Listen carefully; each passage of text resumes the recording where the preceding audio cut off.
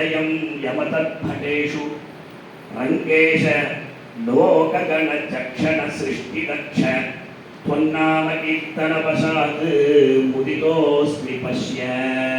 ఇది పృథ్వీ ఛందస్సులో రాశారు. అంటే పంచేంద్రియాణి వినిగృహ్య కావలి పులనై వైద్య విశోధ్య పాపం కలిదన్న కడక్కప్పాయింది ఆదాయ చాపి అపజయం యమ తత్పటేషు. దానికి నావల్ ఇట్టి ఉడి తరుహింద్రో నమంతమర తరహ. నమంతమర్ అంటే యముడి యొక్క భటుడు అని అర్థం. యమ నమంతమర్ తరహం మీదే మూపులకు ఉండు ఉమిట రంగేశ అనేది అరంగమానగరుడు అనే దానికి అనువాదం. లోకగణ చక్షణ సృష్టి దక్ష. గురువుగారు ఉన్నారు, సాహిత్యంలో ఈ అనుప్రాసం వేస్తూ ఉంటే ఆనందం. ఇక్కడ చూడండి, చక్షణ దక్షణ పెట్టారు. ఈ లోకగణ చక్షణ శబ్దానికి భక్షణం అనే అర్థం.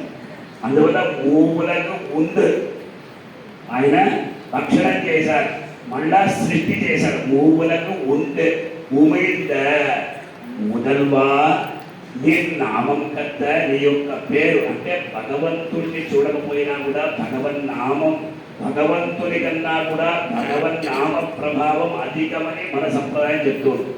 అంచేత త్వన్నామ కీర్తనవశాత్ ముదితోస్మి పశ్య.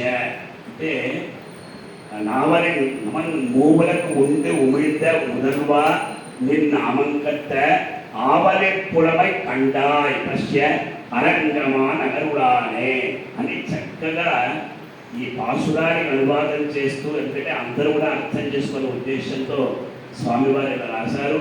ఇలా విశిష్టాద్వైత వైభవమైనటువంటి అద్భుతమైనటువంటి గ్రంథం. దాంట్లో త్రిమతస్థుల యొక్క ఆ స్వరూపం ఏమిటి చెప్పారు.